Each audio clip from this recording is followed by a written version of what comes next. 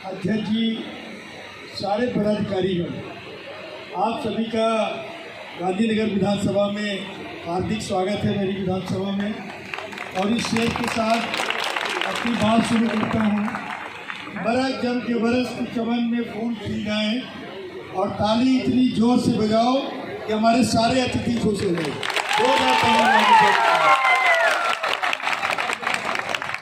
सबसे पहले आज का दिन बहुत अच्छा दिन है कि आज हम दो राष्ट्र नेताओं को नमन करते हैं। एक तो हमारे राष्ट्रपिता बापू जी महात्मा गांधी जी और दूसरे हमारे पूजनीय लाल बहादुर शास्त्री जी। आज उनके श्री चरणों में सशक्त नमन है।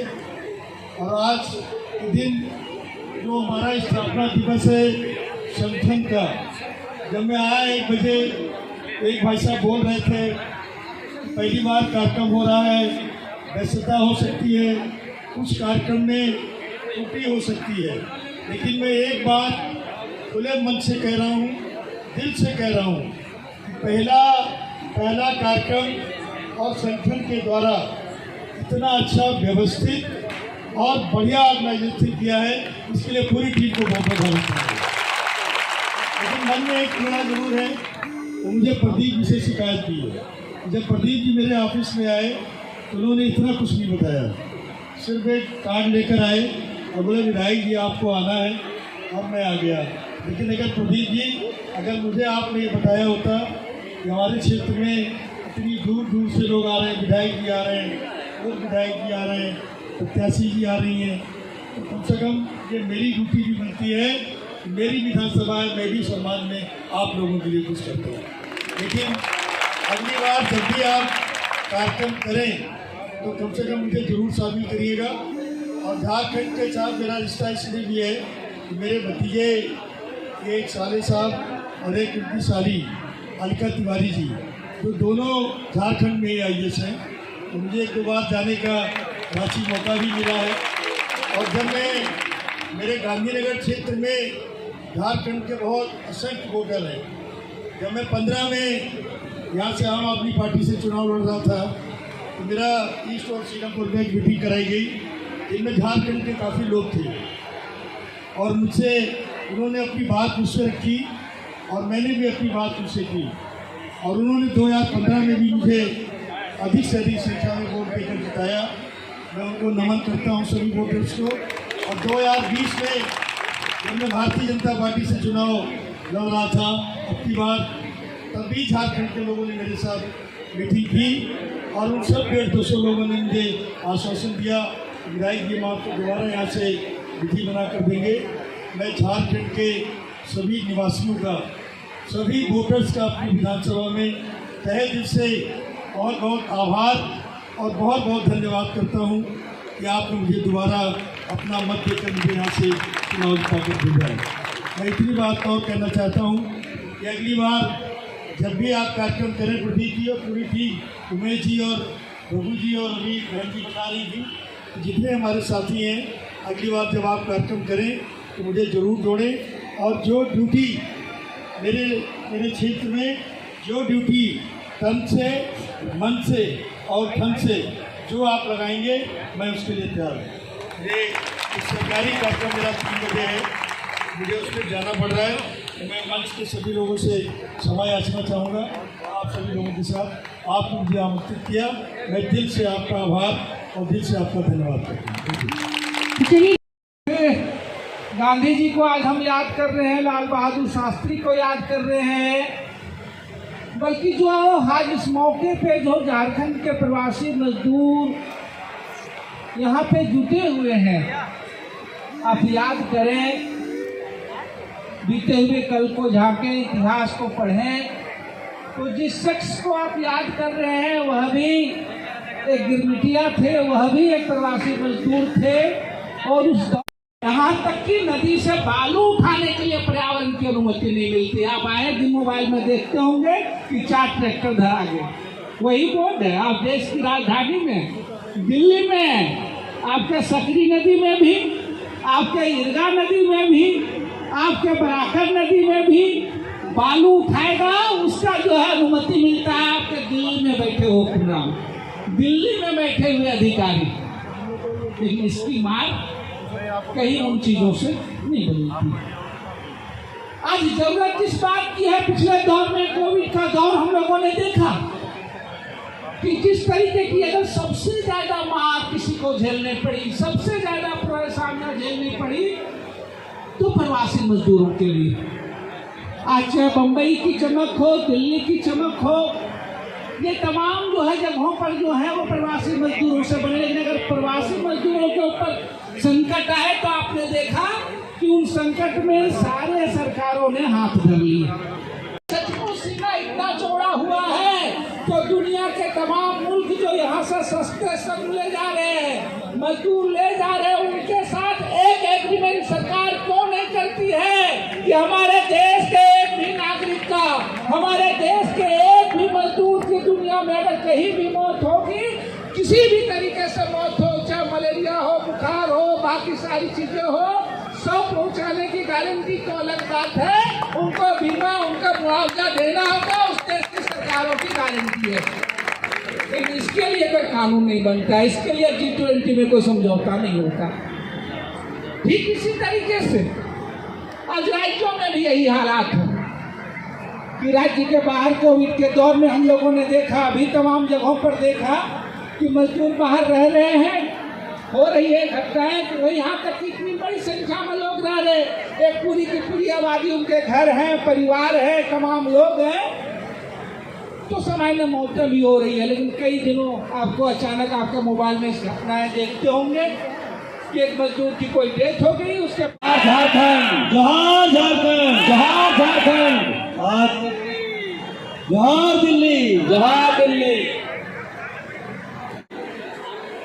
सबसे पहले इसकी स्थापना के बीच के रूप में अपनी मेहनत देने वाले सभी साथियों को मैं बधाई देता हूँ। साथ ही हमारे उमेश प्रसाद राणा जी यहाँ खड़े हैं। आज का दिन आपने स्थापना के लिए चुना, ये एक बहुत बड़ा मील का पत्थर होगा, क्योंकि आज हमारे देश के राष्ट्रपिता महात्मा गांधी जी का जन्मदिन भी है और पूरा देश उनका जयंती मना रहा है। आप सभी लोगों को महात्मा गांधी जी की जन्म दिवस की बहुत शुभकामनाएं, साथ साथ में आपके स्थापना दिवस की शुभकामनाएं। सत्यप्रकाश जी कह रहे थे कि कुछ लोगों ने कह दिया कि खाली गरीब गुरबा का स्थान है झारखंड, माँ लक्ष्मी के वास का स्थान है झारखंड। वो स्थान है जो भारत देश को मजबूत करता है। भारत देश को बिजली अगर पैदा करना होता तो झारखंड को याद करते हैं। भारत देश को मिनरल्स की बात अगर आता है, उसको मजबूत करना आर्थिक रूप से, तो झारखंड की बात आती है। वो अलग बात है कि बिहार और झारखंड एक होने की वजह से क्षेत्रफल की दृष्टि से बहुत बड़ा था प्रदेश, विकास में कुछ कमियां नहीं। जब से झारखंड का बंटवारा हुआ है, आज 23वें वर्ष में आप बंटवारे के बैठे हुए हैं, धीरे धीरे करके आप लोग काफी विकास के पथ पर आगे बढ़ा है। IAS के लोगों की धरती माना जाने लगा झारखंड, मेहनतकश लोगों की धरती माना जाने लगा झारखंड। आ जाओ। और दिल्ली के निर्माण में, देश की राजधानी के निर्माण में झारखंड के लोगों का बहुत अप्रतिम योगदान रहा है। जब आपके हक और हुकूक की लड़ाई की बात आई, मुझे याद है राउत जी हमारे पास गए थे, करोल बाग में घटना हुई थी, गुड़गांव में हुई थी, हम साथी सब मिल करके आपके साथ खड़े थे और उसके बाद चर्चा हुई माननीय मुख्यमंत्री अरविंद केजरीवाल जी से कि उन डोमेस्टिक मजदूरों के लिए कोई कानून बनना चाहिए, तो आपके संरक्षण के लिए भी बनाने का काम हुआ है। हमारी सरकार आपके लिए कुछ संकल्प है। आदरणीय अरविंद केजरीवाल जी के नेतृत्व में हमने जो असंगठित क्षेत्र के मजदूर हैं उनके लिए लेबर कार्ड बना करके कोविड काल में जब बहुत संकट का समय था, सबके खाते में 5-5 हज़ार रुपया डालने का काम किया, सबको राहत देने का काम किया। अलग अलग जगह पर खाने के लिए स्कूलों में व्यवस्था करके रुकने ठहरने के लिए व्यवस्था की गई। जब भी आवाज़ देंगे, ये आपके हक में खड़े होकर के मजबूती से काम करने का काम ये सरकार करेगी। एक सरकार के प्रतिनिधि के रूप में आपके बीच में आने का अवसर मिला है। मैं भी आप ही की तरफ का व्यक्ति हूँ।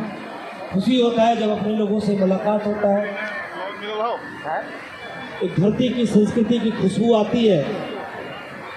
और अब ऐसा नहीं है कि झारखंड, बिहार, उत्तर प्रदेश की धरती, इसको आप कह दें कि प्रवासी हैं आप। ये भारत की राजधानी आपके उपस्थिति से डाइवर्सिफाइड बनती है और तभी पता चलता है कि भारत देश अनेकता में एकता का गुलदस्ता है।